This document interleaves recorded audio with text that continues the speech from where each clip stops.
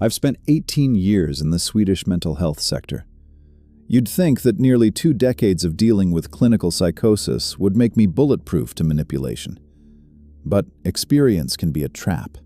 It makes you overconfident. You start to believe you can manage people who should actually be behind a keypad-locked door. It started with Malin. She was an old acquaintance from my early days as a junior nurse. When she reached out, she looked remarkably put together. She showed me papers, forged, I later realized, claiming her schizophrenia was in full remission and she just needed a place to stay for 3 months while her apartment was being renovated. I had a mortgage to pay and a spare room. My professional ego whispered that if anyone could help her reintegrate into society, it was me.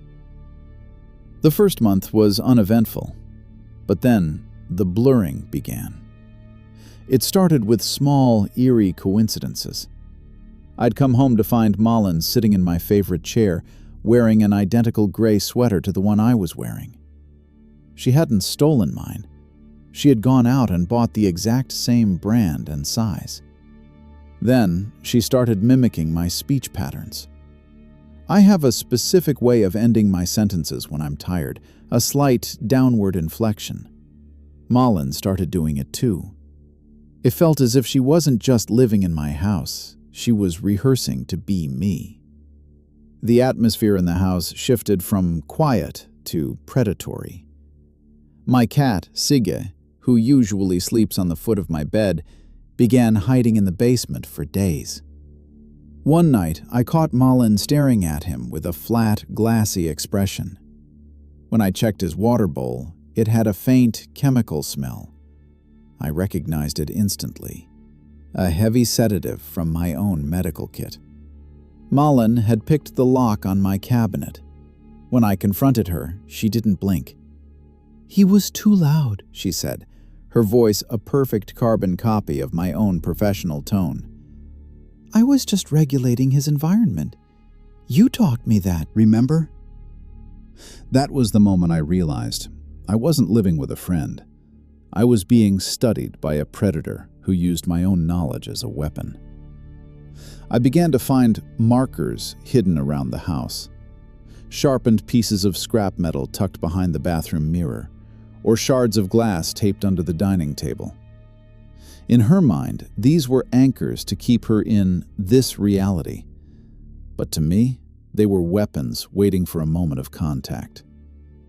I knew I had to get her out, but under Swedish law, evicting a tenant, especially one with a mental disability, is a bureaucratic nightmare. I started documenting everything, secretly filming her odd behaviors to build a legal case. The breaking point came on a Tuesday. I had stayed late at the clinic to finalize the emergency psychiatric hold paperwork. I arrived home at 11:30 p.m. to a house that was dead silent. The power was cut. Not a blackout. The main fuse had been pulled. Using my phone's flashlight, I crept through the hallway. "Malin?" No answer. Only a rhythmic, metallic tink, tink, tink coming from my bedroom. I pushed the door open, and my blood turned to ice.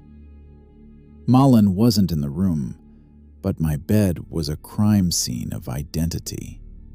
She had stripped the mattress and laid out my work uniforms, my certificates, and my jewelry to form the shape of a person. Where the head should have been, she had pinned a photo of me.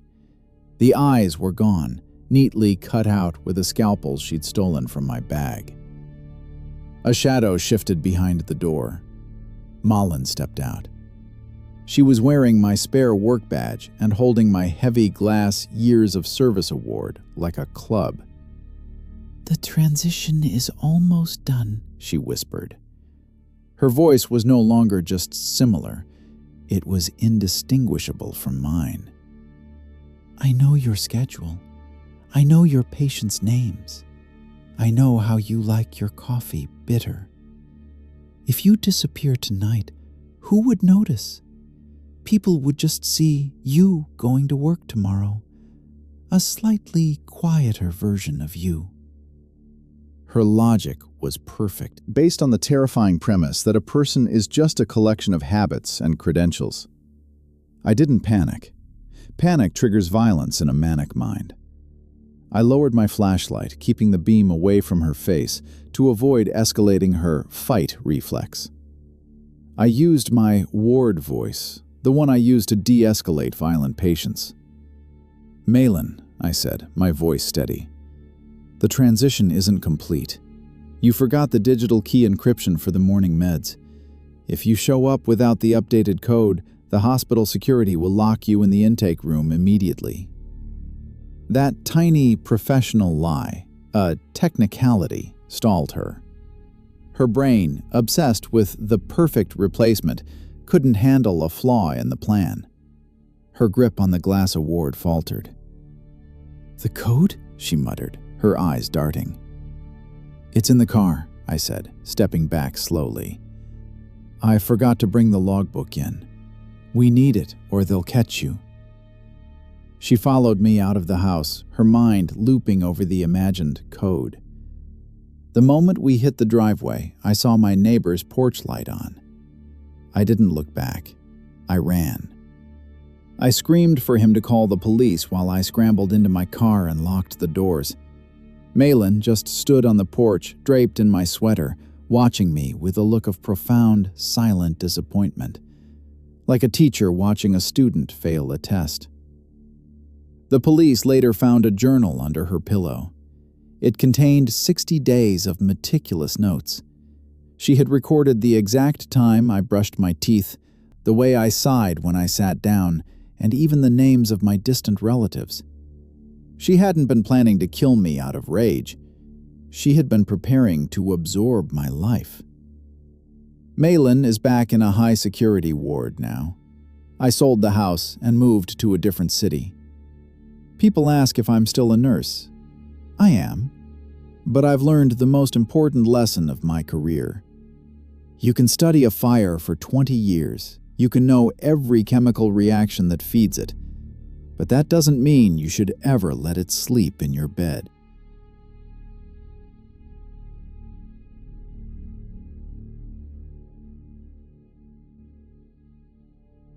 I'm a sophomore at a university in Seattle, and like most students, my dorm room was my only sanctuary. It was a single-occupancy studio, small, but it was mine. I'm the kind of person who double-checks the lock every night before bed, a habit born from living in a big city. During the fall semester, my building started a massive HVAC renovation. The hallways were constantly draped in thick plastic sheets, and the air was filled with a deafening hum of industrial fans. It was the perfect cover for anyone wanting to move unnoticed.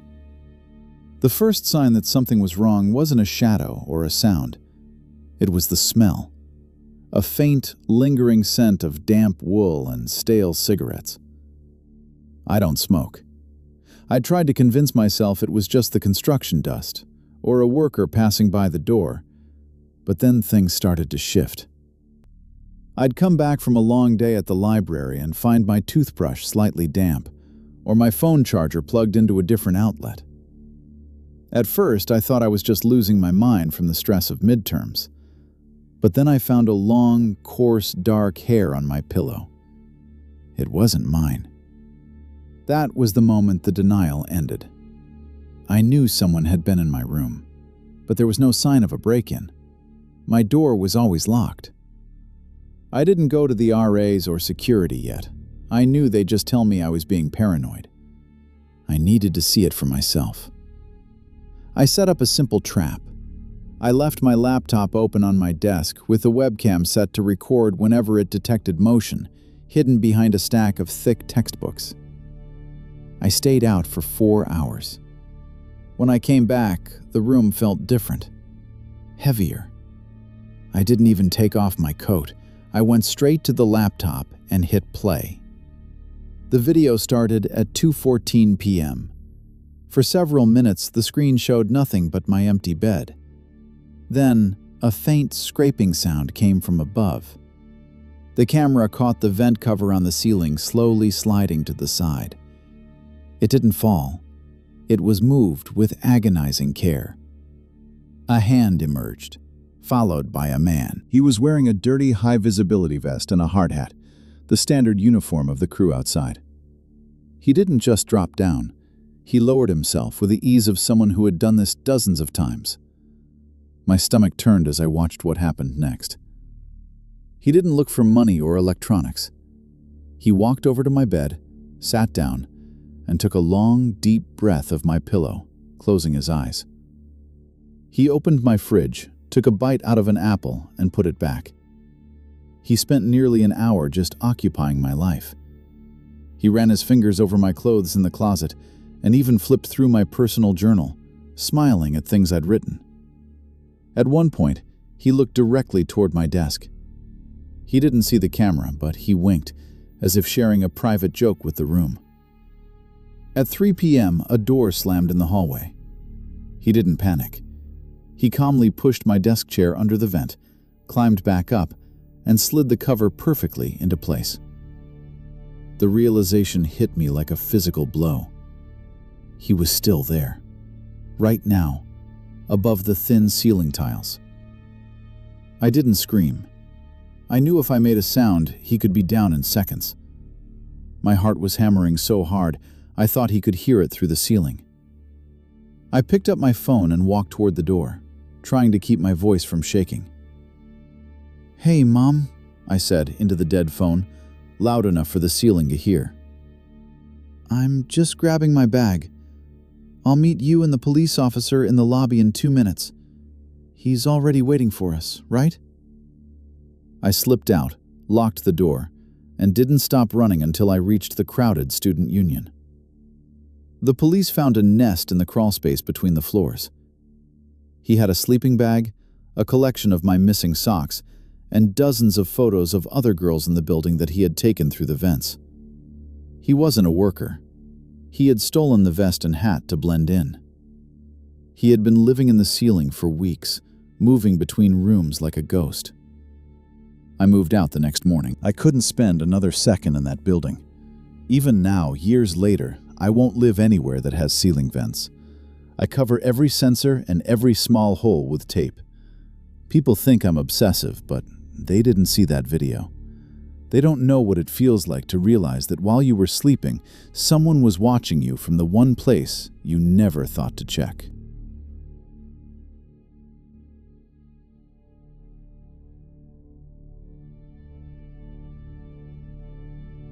I've always been a cautious person.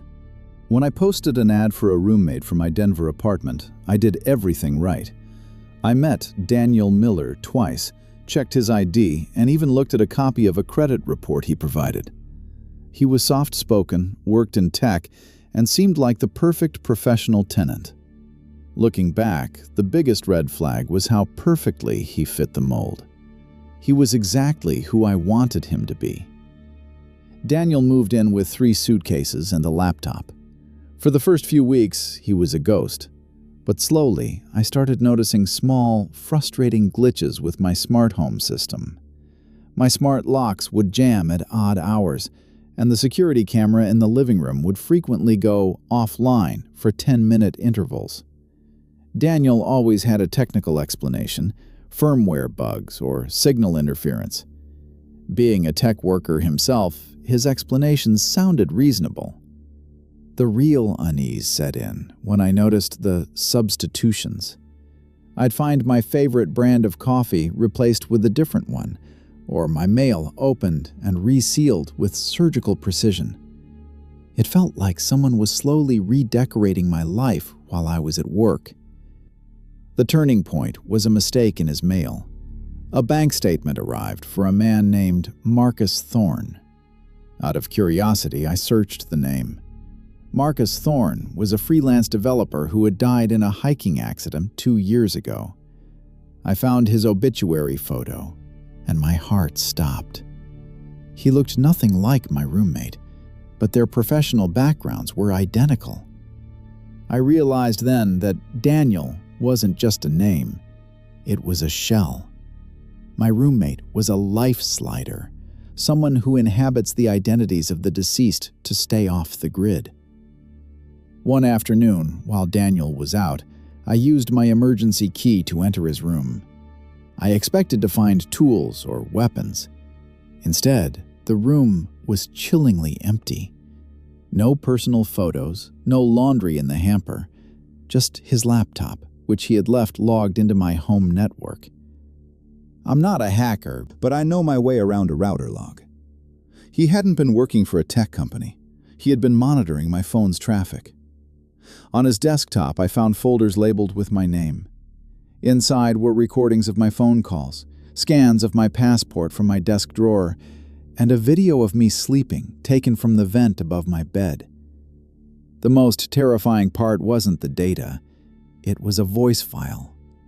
I clicked play and heard Daniel's voice, but it wasn't his. He was practicing my voice. He was repeating my common phrases, mimicking my stutter, and perfecting my tone. He wasn't just hiding.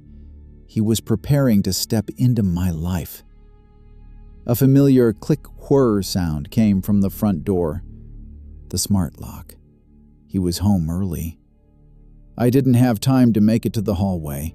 I ducked into his closet, my heart pounding against my ribs so hard I thought he'd hear it through the wood. From the slats in the door, I watched Daniel walk in. He didn't look tired from work. He walked straight to the router, saw the active connection from his laptop, and stopped. He knew. He didn't search the house or yell. He stood in the middle of the room and began to speak in my voice. "Hey, I'm home. Sorry I'm late," he said to the empty air, testing the resonance. He said it again, over and over, each time becoming more indistinguishable from me. I knew that if I stayed, I would eventually be found. I reached into my pocket and pressed the panic button on my car keys. Outside, my car's alarm began to wail. The sudden noise drew him to the window. That was my only chance. I bolted out of the closet, ran through the hallway, and didn't stop until I reached the main street.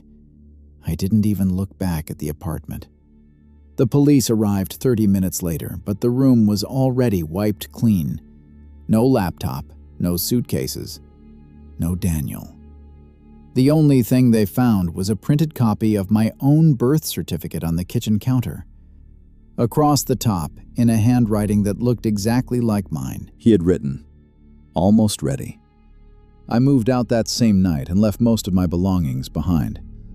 I live in a different state now, under a new lease that I personally vetted with every security measure possible. But sometimes, when I'm alone in my new apartment, my smart speaker will randomly wake up and say, "Hey, I'm home." I try to tell myself it's just a bug in the software. But I know he's still out there, practicing my life, waiting for the moment I leave a door or a vent unlocked.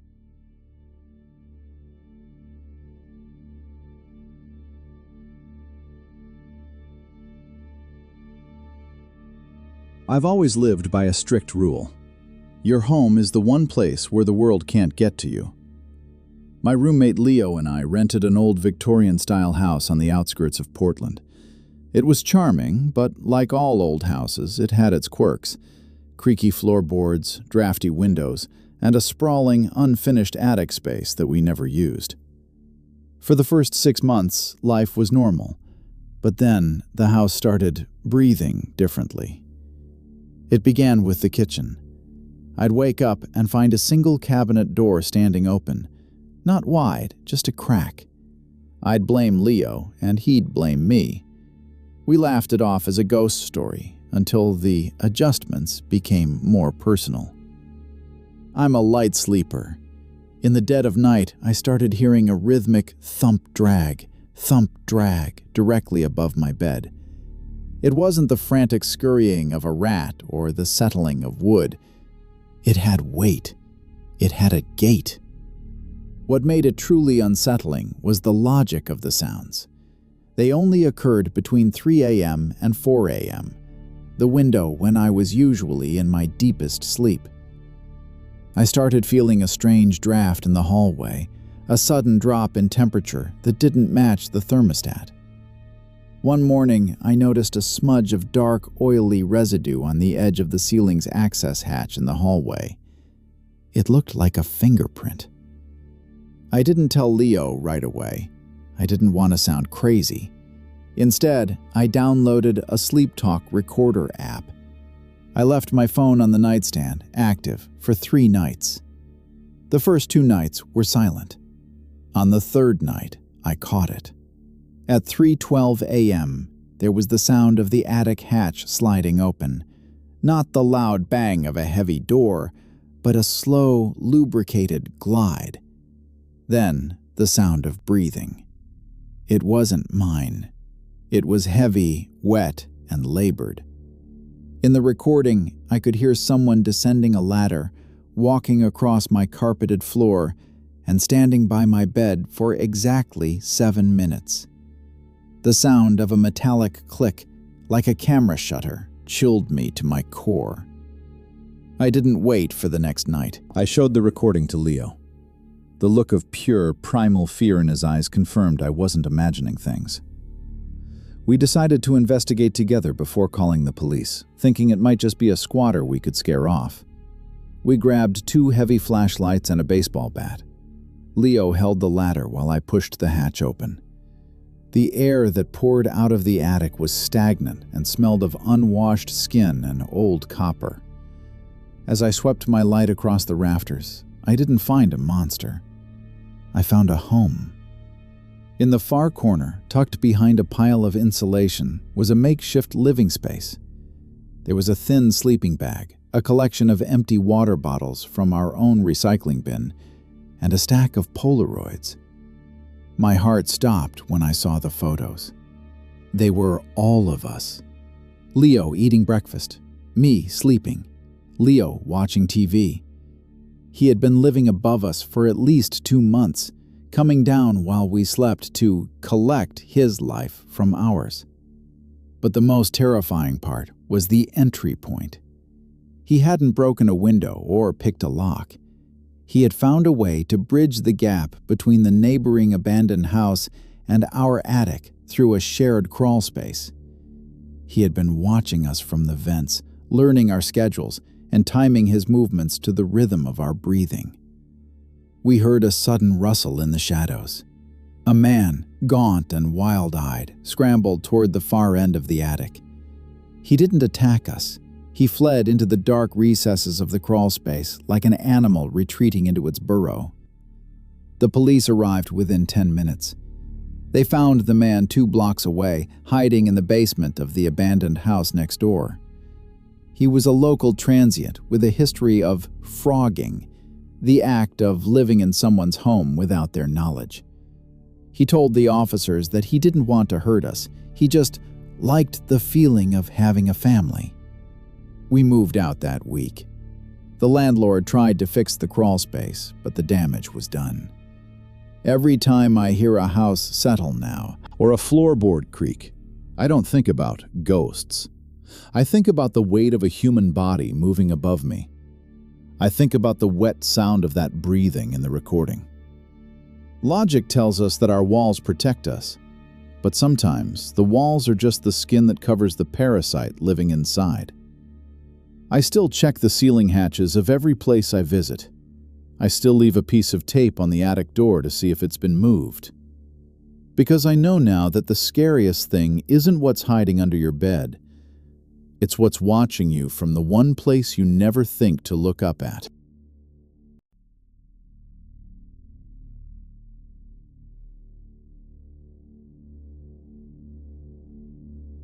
I've always been a person of science, a firm believer in cause and effect. But after living with Sarah for 6 months, I realized that some people don't live in the same physical reality as the rest of us. They live in a world of symbols, sacrifices, and a terrifying logic that only makes sense to them. Sarah was a referral from a friend of a friend. She was a vegan chef, soft-spoken, and moved in with an abundance of indoor plants and Himalayan salt lamps. She seemed like the ultimate Zen roommate, but the peace didn't last. It began with the cleansing. First, she asked if she could rearrange the kitchen to align the energy. I agreed, thinking it was just aesthetic. Then she started burning an acrid, bitter herb that wasn't sage. It smelled like burning hair and old copper. She claimed it was to ward off the parasitic influences I was bringing home from my job at the law firm. The logic of her extremism began to tighten around my daily life. She started auditing my groceries. If I brought home meat or even certain root vegetables, she would claim they held violent vibrations and bury them in the backyard in small, silk-lined pits. I laughed at first, chalking it up to a harmless quirk. But then I started getting sick. Chronic fatigue, vivid night terrors, and a metallic taste in my mouth. I went to the doctor, but the blood tests came back normal. I started noticing small, intricate patterns drawn in charcoal under my bed and behind the bathroom mirror. They weren't just doodles, they were seals. Sarah told me they were for my protection, but the way she looked at me, with a mixture of pity and hunger, made my skin crawl. The turning point came when I found her Journal of Observations. Sarah had left it open on the dining table, perhaps intentionally. It wasn't a diary, it was a clinical log of my decline. Subject showing increased receptivity to the shadow frequency, one entry read. Physical vitality successfully suppressed through the salt binding of the water supply. The vessel is almost ready for the great emptying. My heart didn't just race, it stopped. I realized the Himalayan salt she was obsessed with putting in everything, my drinking water, my coffee, my soup, wasn't salt at all. It was something else, likely a slow-acting herbal sedative or a toxic mineral she had sourced from her fringe communities online. I didn't confront her. In my experience, you don't argue with someone whose reality is a closed loop. I decided to leave, but as I started packing a bag, I found that my spare keys were gone. The windows, which were old sash style, had been subtly jammed with small wooden wedges from the outside. The house had been turned into a laboratory, and I was the specimen. That evening, Sarah prepared a special tea to help me sleep. She sat across from me in the dim light of her salt lamps, her eyes wide and unblinking. "You're vibrating too high, Maya," she whispered. "The world outside is a cage of noise. Here, in the quiet, we can finally strip away the excess. You won't need your name soon. You won't need your memories." She wasn't a religious fanatic. She was a nihilist who believed she could save people by erasing their identity through sensory deprivation and chemical suppression. I didn't drink the tea. I waited until she went to her room to meditate. I used a heavy iron bookend to smash the lock on the back door. The sound was deafening in the silent house. I didn't grab my clothes or my laptop. I ran out into the street barefoot, my heart pounding against my ribs. I spent the night in a motel and called the police the next morning. When they performed a wellness check at the apartment, Sarah was gone. The house was spotless. There were no charcoal seals, no acrid herbs, no salt. It was as if she had never existed. However, the police did find one thing in the backyard. It wasn't the silk-lined pits for my groceries. They found a large, human-sized hole, meticulously dug and lined with heavy stones. Inside was a single item: my spare set of keys. I moved to a different city and changed my phone number. I still get headaches sometimes, and I can't look at a salt lamp without feeling a wave of nausea. People ask why I don't have a roommate anymore. I tell them I prefer the energy of an empty house. Because the scariest thing about living with an extremist isn't their beliefs. It's how patiently they can wait for you to believe in them too.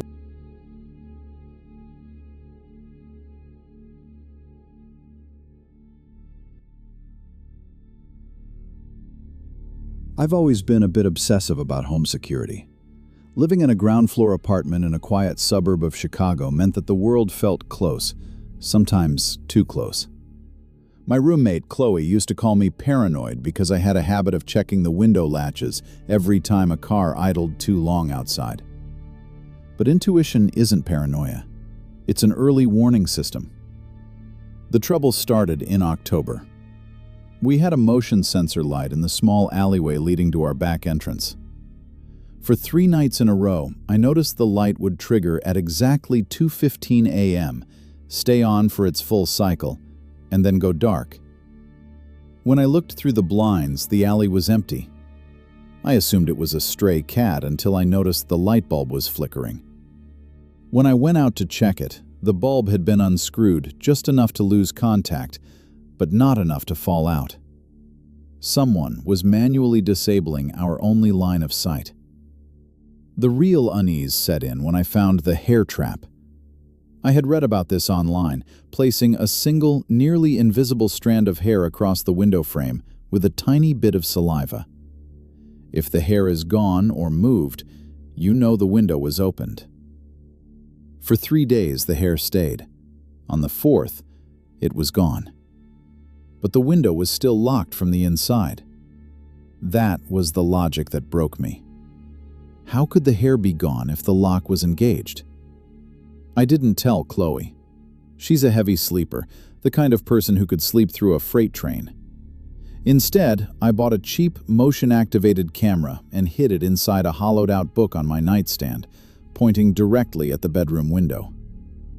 The next morning, I checked the footage. At 2:40 a.m., a shadow appeared behind the glass. It wasn't just a passerby. A man, wearing a dark hoodie and thin surgical gloves, was using a professional-grade suction tool and a thin wire to manipulate the old-fashioned latch from the outside. It took him less than a minute. He didn't climb all the way in. He just slid the window up 6 inches, reached his arm inside, and placed something on my windowsill. Then he closed the window, relatched it with the wire, and vanished. I felt a wave of cold nausea. I walked to the window and looked at the sill.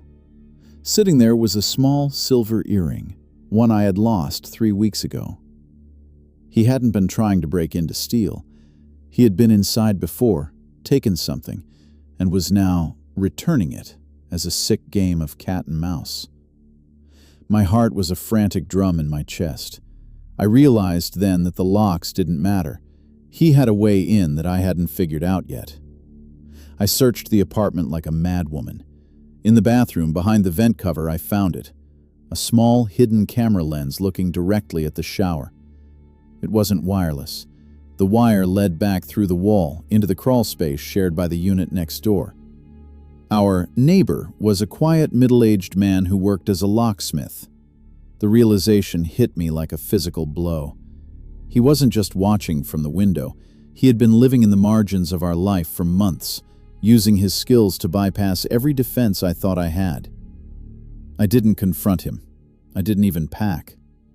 I grabbed Chloe, told her there was a gas leak, and dragged her to the car. We drove straight to the police station. The search of his apartment revealed a literal gallery of our lives. He had hundreds of hours of footage, but more terrifyingly, he had a collection of trophies. Keys he had duplicated, hair ties, even a spare set of our house keys he had made. He had been entering our home while we were at work, and sometimes while we were sleeping, just to move things an inch to the left or right to see if we'd notice. The window watcher was sentenced to 6 years, but the damage to my psyche is permanent. I live on the 12th floor of a high-rise now. No windows open more than 2 inches. I still check the bulbs in the hallway every night. People tell me I'm lucky nothing physical happened, but they don't understand. The violation isn't just about a broken lock or a stolen item. It's the knowledge that while you were dreaming of safety, a stranger was standing inches away, holding the very keys to your sanctuary, watching you breathe, and waiting for the moment you felt most secure. Logic tells us that a locked door is a boundary, but for some, a lock is just a puzzle, and your life is the prize for solving it.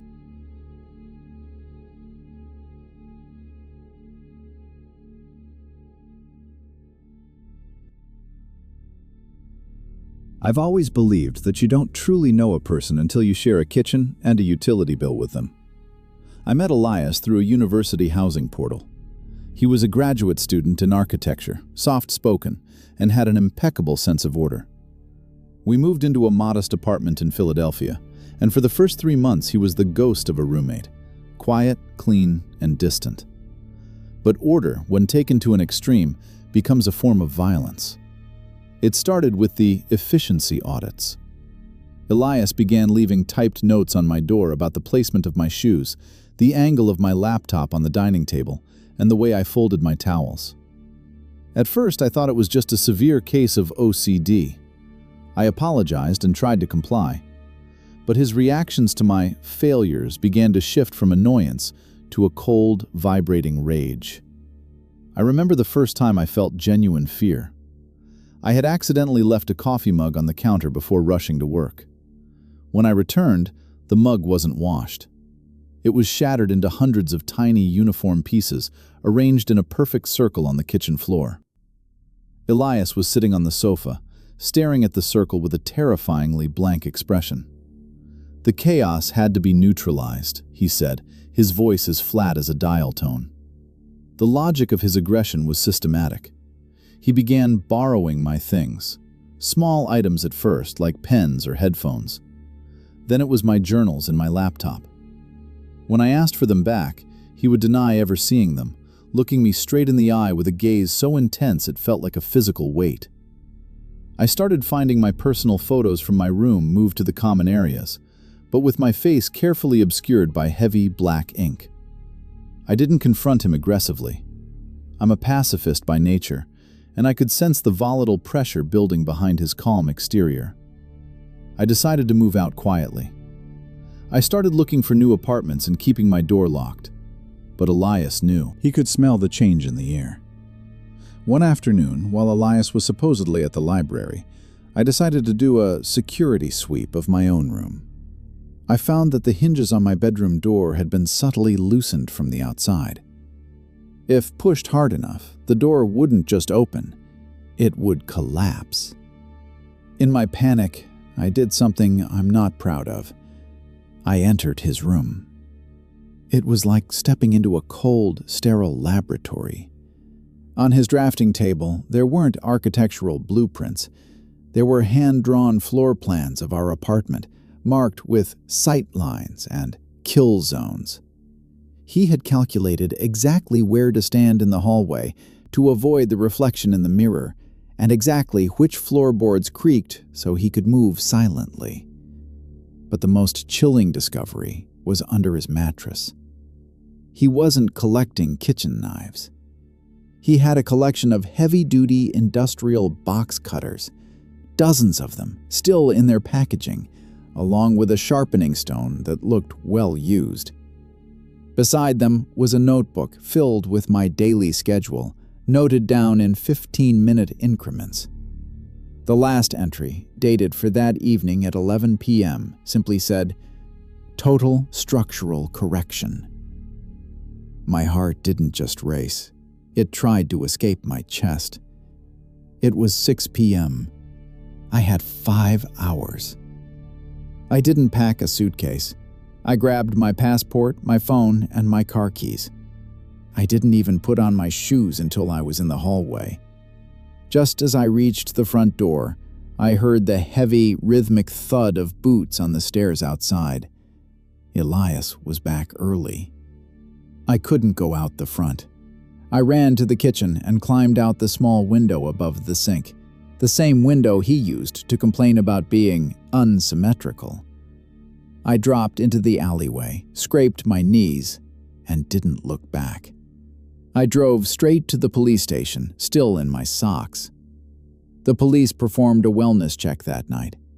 Elias was gone, but the apartment was a masterpiece of malice. He had taken every single one of my belongings, my clothes, my books, my bedding, and arranged them in the center of the living room in a massive, perfect pyramid. At the very top, he had placed the sharpened box cutters, fanned out like a metallic flower. Elias was never caught. His Daniel Miller identity, the one he used for the housing portal, was a sophisticated fake. He had likely done this before, moving from city to city, finding disorganized lives and attempting to correct them with his blades. I live in a high-security complex now, with 24-hour surveillance and steel-reinforced doors. People tell me I'm safe, but they don't understand the logic of a man like Elias. To him, safety is just an illusion of poor planning. Every time I see a perfectly arranged display in a store, or someone who is a little too obsessed with order, I feel that cold vibration in my chest. Because I know that behind some people's need for perfection is a sharpened edge, waiting for the right moment to make the ultimate correction.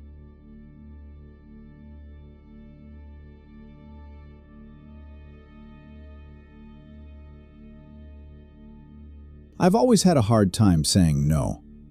In the world of social etiquette, kindness is often mistaken for an open invitation to be exploited. I learned this the hard way through Mark. He wasn't a stranger or a distant relative. He was a former colleague from my time at an architectural firm, someone I respected, someone I thought was just down on his luck. When Mark called me, sounding broken and exhausted, saying he'd been evicted due to a clerical error and just needed a place to crash for a week while his new lease was finalized, I didn't hesitate. I have a guest room that mostly gathers dust. I figured 1 week of sharing my morning coffee was a small price to pay for helping a friend. The first 3 days were fine. Mark was helpful, almost too helpful. He'd clean the gutters, organize the spice rack, and fix the squeaky hinges. But by the second week, the help started feeling like a hostile takeover. I'd come home to find my living room furniture rearranged. When I asked why, Mark would smile that polished, professional smile of his and say, "The flow was all wrong, Elias. This layout maximizes the natural light. You'll thank me later." Then came the locks. I noticed Mark had replaced the handle on the guest room door with a heavy-duty deadbolt. When I confronted him, he claimed he had expensive equipment inside and didn't want to risk any accidents while I was cleaning. The logic was thin, but since it was his room for the moment, I let it slide. That was my second big mistake. The third week arrived, and Mark made no mention of leaving. Every time I brought up his new lease, he'd spin a complicated story about bank delays and legal loopholes. I started noticing my mail was missing. Not just junk mail, but my utility bills and bank statements. The turning point happened on a Friday afternoon. I was working from home when a courier arrived with a registered letter. It wasn't for me. It was from Mark, addressed to him at my address. I didn't mean to snoop, but the envelope was partially torn. Inside was a driver's license application and a voter registration card, both listing my house as his primary residence. My blood ran cold. He wasn't just staying over. He was establishing legal residency. In my state, once someone has lived in a property for 30 days and receives mail there, they can claim squatters' rights, making it nearly impossible to evict them without a year-long court battle. I waited for Mark to go out for his evening run. The moment his car cleared the driveway, I used a screwdriver to bypass the lock on the guest room. I expected to find moving boxes. Instead, I found a command center. Mark had digitized my entire life. On the desk were copies of my property deed, my social security number, and my birth certificate.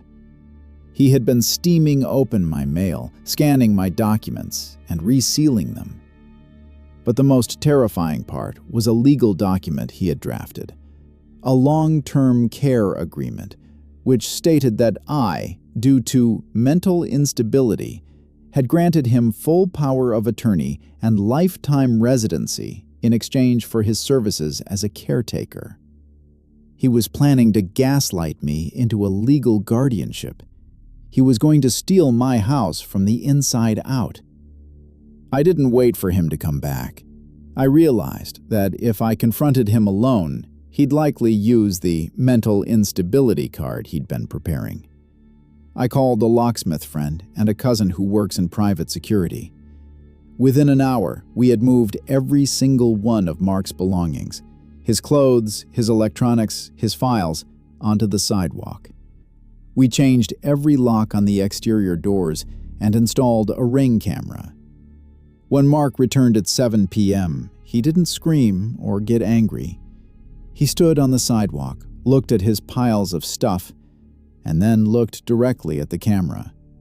He gave a small, appreciative nod, as if acknowledging that I had finally figured out his design. "You were always a quick learner, Elias," he muttered, loud enough for the camera to pick up. "But check the basement fuse box. I left you a little souvenir." He loaded his car and drove away without a fight. When the police arrived later to take a report, we went to the basement. Behind the fuse box, Mark had installed a small, wireless transmitter. It wasn't a bomb, it was a high-frequency noise generator. It was designed to emit a sound just at the edge of human hearing, something that causes long-term anxiety, headaches, and sleep deprivation. He had been literally vibrating me out of my own sanity. Mark vanished into the wind. His previous eviction had been a similar case where he had successfully taken over an elderly woman's home for 2 years before being caught. I live in a house with a professional-grade security system now. I don't answer the door for friends I haven't seen in years. People tell me I'm being cold, that I've lost my sense of community. I just tell them that some guests don't just want a place to sleep, they want the ground you stand on. Logic tells us that our friends are our safety net, but I've learned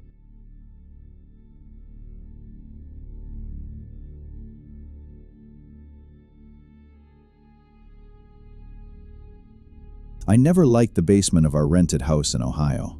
It wasn't because of ghosts or urban legends, it was the humidity. The air down there always felt like it had already been breathed by a dozen other people. My roommate, Julian, was a PhD student in botany, and when we moved in, he claimed the basement as his private workspace for experimental cultures. I didn't care, as long as he paid his half of the rent on time. For the first 4 months, Julian was the perfect ghost roommate. He spent 16 hours a day downstairs. However, the house began to change in ways that didn't make sense.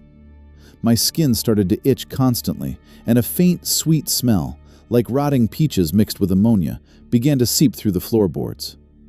Then there was the water pressure. Every time I tried to shower, the flow would drop to a trickle, as if something downstairs was drinking the house dry. I asked Julian about the water usage. He didn't look up from his laptop. "Bioreactors, Elias. They require constant hydration for the spores. It's for my thesis." His voice was flat, and he looked like he hadn't seen the sun in weeks. His skin had a translucent, sickly pale quality to it. The logic of his study failed when I got the electricity bill. It was triple the normal amount. I realized that whatever he was running downstairs wasn't just a few glass jars of plants. I decided to investigate, but not by going down there. I'm a technician by trade. I don't walk into dark basements when I'm suspicious. Instead, I tapped into the smart home hub and installed a small moisture sensor camera behind the drywall where the main water pipes descended into the basement. What I saw on the feed that night didn't look like a botany project. The basement had been stripped of its insulation. Julian had lined the walls with heavy black plastic and installed industrial-grade UV lights that stayed on 24/7. But it was the center of the room that made me gag. He hadn't built a garden, he had built a nest. A massive, pulsating mound of organic matter, covered in thick, grayish fungal webs, sat in the middle of the floor. It was connected to our main water line by a series of hacked hoses. Julian wasn't just growing it, he was feeding it. On the camera, I watched him open a cooler, take out raw meat from the grocery store, and carefully place it inside the folds of the mass. But the most terrifying part was the surveillance. Julian had his own monitors set up, but they weren't focused on his experiment. They were focused on me. He had micro cameras hidden in the smoke detectors of my bedroom and the bathroom. He was recording my daily routines and feeding the data into a software program that analyzed my heart rate and sleep cycles. I realized then that his thesis wasn't about botany. It was about us. He was trying to see how a biological pathogen, the thing in the basement, affected a human subject in close proximity without their knowledge. The sweet smell in the house wasn't an accident. It was a delivery system. I didn't wait to see the end of the experiment. My skin was crawling, and I felt a sudden, sharp pain in my lungs. I grabbed my emergency bag and my car keys. As I reached the front door, I heard the basement door, the one that was always locked, creak open. "The air is better down here, Elias," Julian's voice drifted up the stairs. It didn't sound like him. It sounded wet, gurgling. "The spores have already mapped your lungs. You can't leave the ecosystem now. You're part of the harvest." I didn't answer. I bolted out the door and drove to the nearest emergency room. I told them I had been exposed to unknown chemical vapors. While the doctors were checking my oxygen levels, the police went to the house. By the time they arrived, the basement was a tomb. Julian had poured industrial bleach over the entire mass, destroying the evidence and likely killing himself in the process. They found him slumped against the water heater, his lungs filled with the same grayish fungus I had seen on the mound. The house was condemned as a biohazard. I spent 2 weeks in isolation, undergoing intense antifungal treatment. The doctors said if I had stayed another night, the growth in my chest would have been irreversible. Julian's university had no record of his experimental cultures.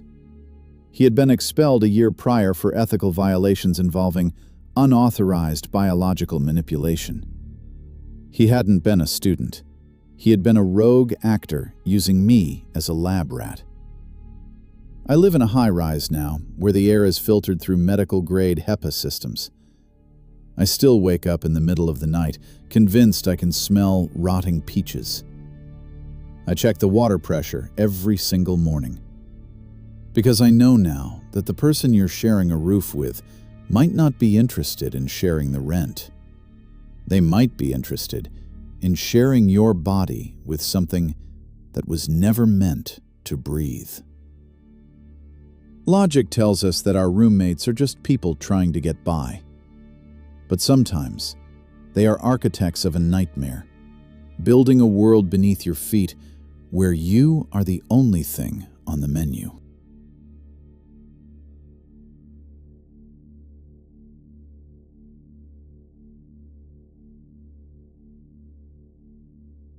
Identity is a fragile thing. We think it's anchored by our faces and our memories, but in the digital age, it's just a collection of patterns. I learned this when I met Claire. She was a freelance graphic designer who answered my ad for a room in Austin. She arrived with a vintage trunk and a quiet, observant demeanor that I mistook for shyness. The first crack in my reality appeared 2 months in. I tried to log into my Instagram account, but the password had been changed. Then my LinkedIn.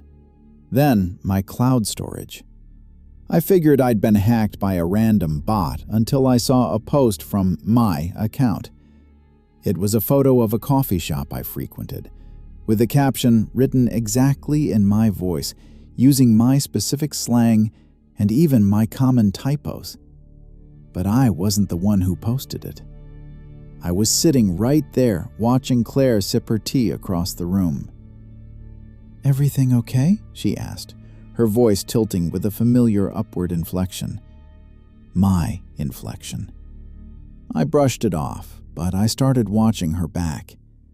Claire didn't just share my space, she was absorbing it. I'd find her in the laundry room, not washing her clothes, but running her fingers over the fabric of mine, feeling the texture.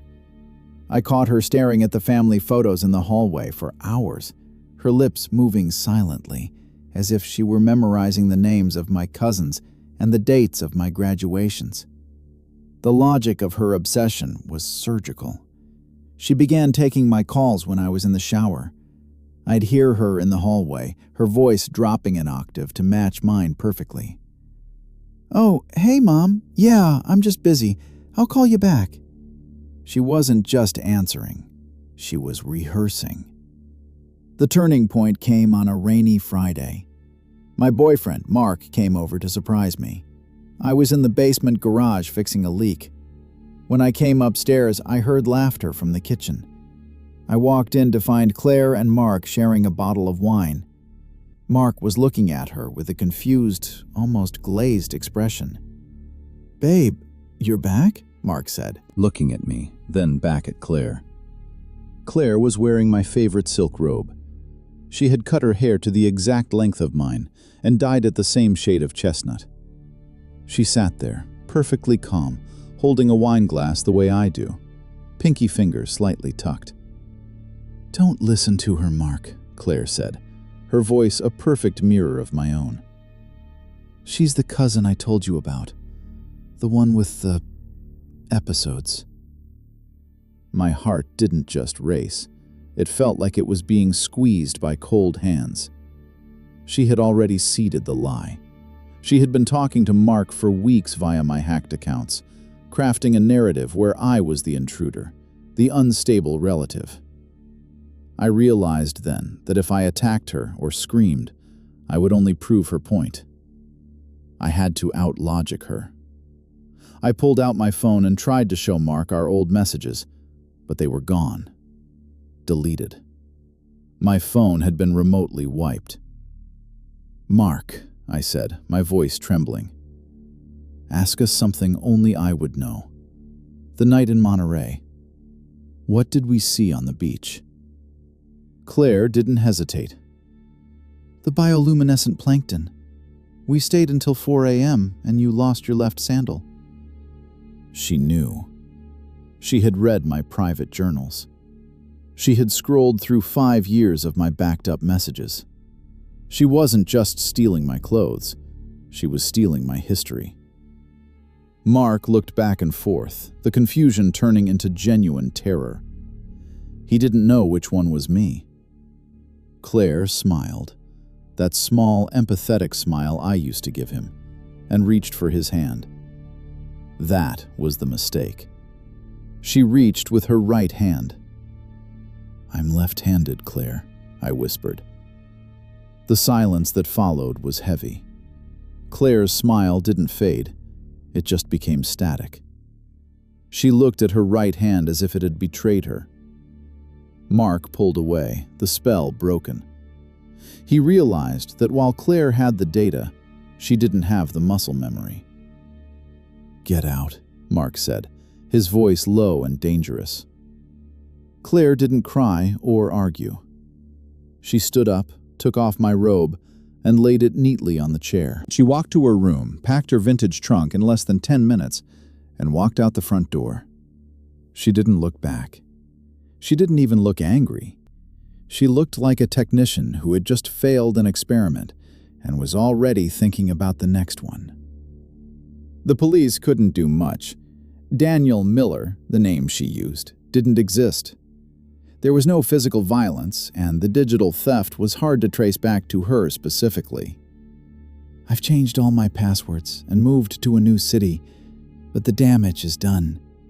Every time I see someone who looks like me from behind, or hear a voice that sounds similar to mine in a crowd, I freeze. I've stopped posting on social media. I don't keep journals anymore.